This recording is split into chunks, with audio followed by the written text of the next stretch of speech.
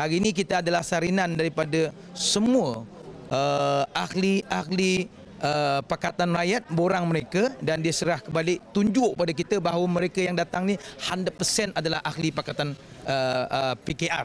Mereka memang sokong 100% kepada Pakatan Rakyat kerana mereka rasa Pakatan Rakyat pada waktu tu dengan komitmen yang begitu besar pasti akan buat lebih baik daripada BN. Ternyata mereka kecewa. Ternyata yang dikejar tak dapat, yang dikendong berciciran.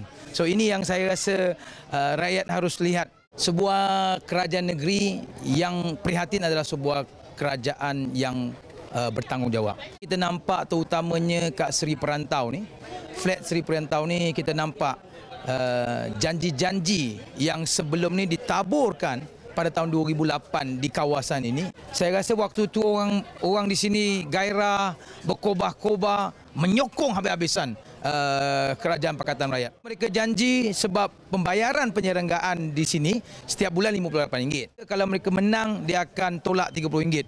Setiap keluarga bayar RM28. Semua happy. Mereka janji akan bina satu tadika di sini dan bina satu dewan serbaguna di sini. Tapi hari ini nampaknya abuk pun tak ada.